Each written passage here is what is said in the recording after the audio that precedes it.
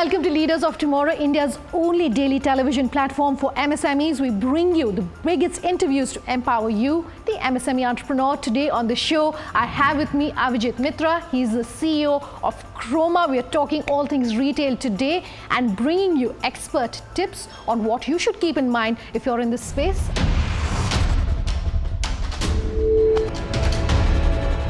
Avijit, thank you so much for speaking with us here on Leaders of Tomorrow. We chatted with you last 2 years ago, and the Indian retail industry, no matter what segment you're looking at, has undergone a sea change.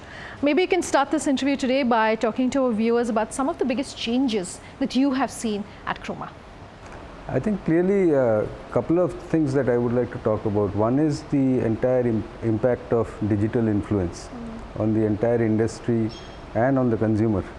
80% today of our customers actually visit some online research center, whether it's a buying center or whatever, before they come to the store.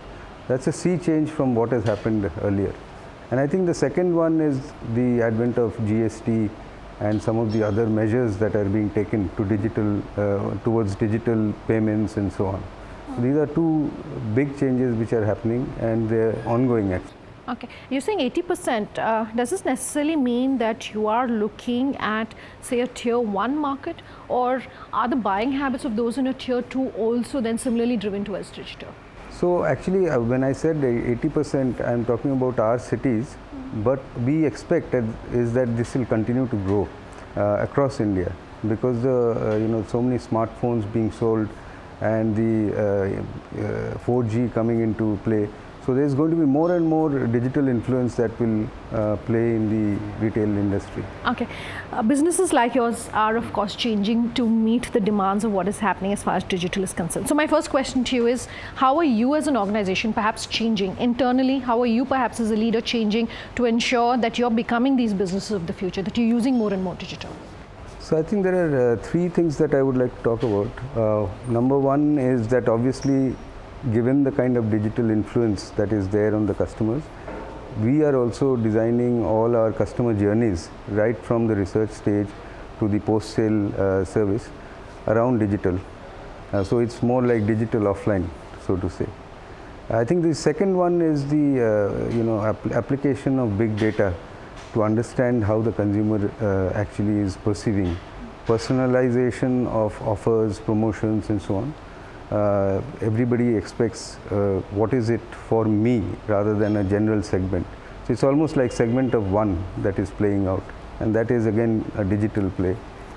And the third thing is that with so much of digital happening and gadgets getting sold, I think responsible consumerism is a very important part of our future. And that's why we are generally trying to focus on energy efficient gadgets, as well as this entire program that we have on sustainability, which is e-waste, and how do we dispose of the gadgets which are not working anymore. So we have a complete program on that, on e-waste, and we think that should be an integral part of our business. Okay, so we love asking leaders like yourself for advice that you can give to small businesses. So since we've been talking digital, I want for you to talk to our viewers about perhaps 2 or 3 things that small businesses need to keep in mind when they're looking at going digital. We were talking about how you as a company are changing to look and to become, the digital company of the future. What advice would you have for a small business to say, this is what worked for us when we were going digital, this is perhaps what you should keep in mind?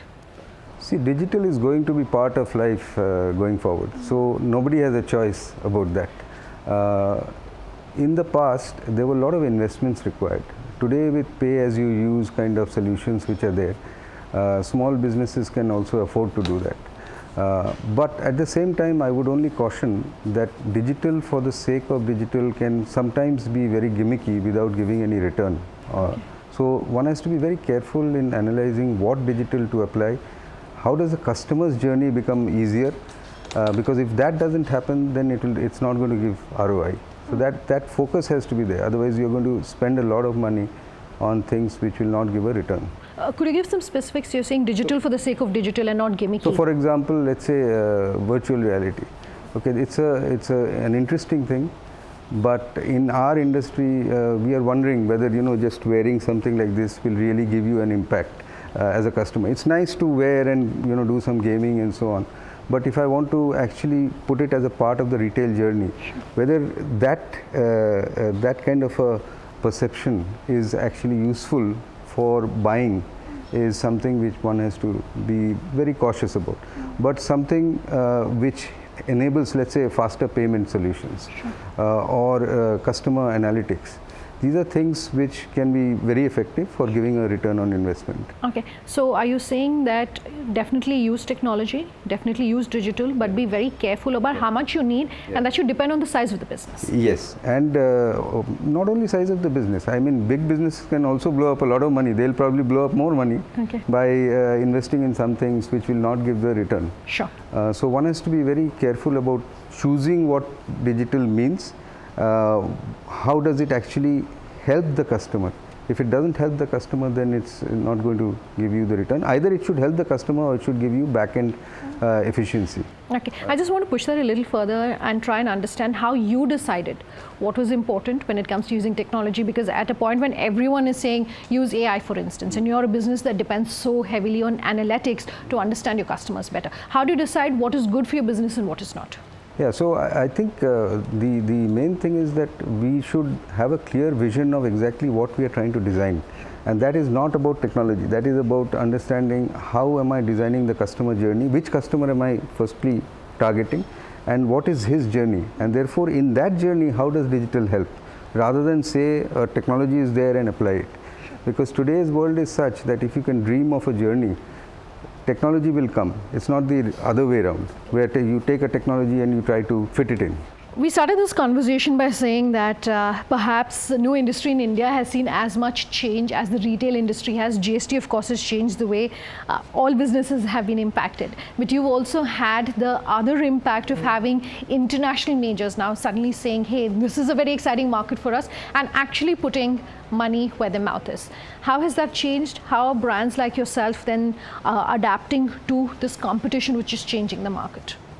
See, this is a very large market. It's a very large country. It's a very large market, and $30 billion today and growing at 15-20%.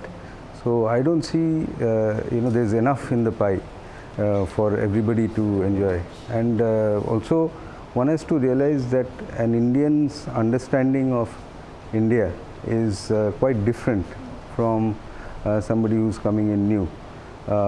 Finally, it's about satisfying the customer, the Indian customer. And India is, as I like to say, it's not like one country in the sense that it's like Europe more than many other countries. Many Indias. So we've got to customize for that. Personalization is going to be a big story. So there is a play for everyone. There are situations where the Indian offline will do well. There are situations where online might do well. It's finally we have to focus on the customers and move on. Okay. Every time there is any kind of change like FDI, for instance, most of your critics argue that there will be consolidation in the market. Do you think that perhaps now, given how much money is coming into the Indian market in the retail space, there could be consolidation for a small business that is watching this interview to say, what route should I take? If I can't necessarily compete with the bigger players, should I look at consolidation? See, I think scale is going to be a big thing, because with digital you are suddenly able to target customers without any geographical constraint. So scale will be necessary, but at the same time there are niche areas where a small business can sort of play a very strong role. Okay, like? So for example, let's say grocery is one area where probably a small business still has a very large role to play, because Indians love quick service. They don't want to travel too much for their requirements, and therefore I think there is a play over there, which is but one has to understand the customer well. There is an informal understanding that they have, but if they can use digital to move ahead, then I think they can fit a certain position. India is quite different from international markets that I have seen, at least. The sheer size of the population, the expectations of the population are quite different. Okay, that's an interesting point you made, and I just want to pick up on that. What perhaps is your biggest insight on the Indian market? Because, for instance, say a cash on delivery is a model that's working very well in the Indian market, but is not necessarily working in or not necessarily being offered in other markets. Home delivery is another thing that a lot of companies are offering specifically in India. Your biggest insight into the Indian market, if you're saying it takes an Indian to sell in India? So, cash on delivery is a very classic example. Home delivery, I mean, we expect in Bombay, even a small article like a loaf of bread is delivered at home. Now, last mile logistics is a very, very challenging thing. That's the one that everyone is looking to crack. And these guys seem to have cracked it with their bicycle and whatever. So, how does this synergize with the large scale business and the small business, and where does this fit in? I think is a very interesting one. As regards Indian consumers, I think they like personalization. I think they enjoy the warm body experience. So that's going to remain. But at the same time, they're moving digital in their analysis or in their research and trying to understand the product. But they expect a warm body interaction as well. So I think digital offline is something which is going to stay for quite some time. Avijit, I'm going to take a very quick break on that point, but we will continue talking about the retail industry and how that's changing, particularly talking about digital. That's coming up on the other side. Just stay tuned.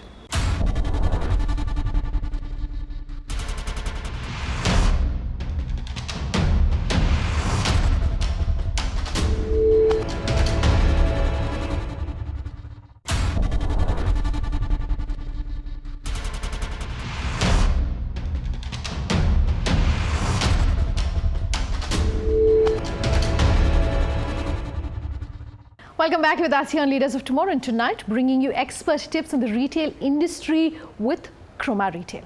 How does a business like yours then do, and let's talk also about the omni-channel approach at this point. You were talking about that earlier. You look at the online as well as the offline model. Is that necessary in this market? I think it is absolutely necessary for both on pure play online and this. It's fundamentally because it's not so much about omni-channel fulfillment that we have done already for the last couple of years, but I think more and more it's about the influence that a digital solution can give on your customer journey. So right from researching, then when you're moving into the store, how easy is it to use digital to understand a product? So let's say today if you have a discussion on any phone, it's mainly a verbal discussion. But if you have another digital solution and a conversation, so it's a warm body explaining through a digital medium together. It's more like a side-by-side selling, You don't sell across the table. You're selling side by side with some digital solution to help you reach the level of knowledge that you require. You were talking logistics, so let's just go back to that. The government for the broader retail industry starting 2014, 2015 has been speaking about, say, cold chain, has been speaking about warehousing hub and spoke model, for instance. A lot of players who speak to us, though, say that the policy may be in place, the intention may be in place, but there's very little that's moving on the ground, either by way of infrastructure or investments that are coming into the infrastructure. How's it really working out for you? Anything that you'd like to see to ensure that the logistics, the last mile pain point then is perhaps being solved? So actually in our industry, the logistics has by and large got sorted, especially with GST. We had this issue about interstate transfers and so on. So if you aggregate logistics, then always it gives you a good cost savings and so on. So that has happened in our industry. As regards cold chain and so on, I think it is a very, very important initiative. The policy has been in place. How it will pan out, I am not really qualified to talk about it, but I think the right directions are being taken. Roads are getting much better. So these are really going to help in future.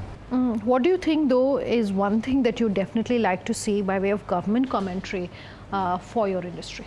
So in our industry, I think the GST is already done, but ensuring this is just the first year. So ensuring all the processes, which are mostly digital processes, function properly going forward as the volumes increase, making sure that those are smooth, and that will really help.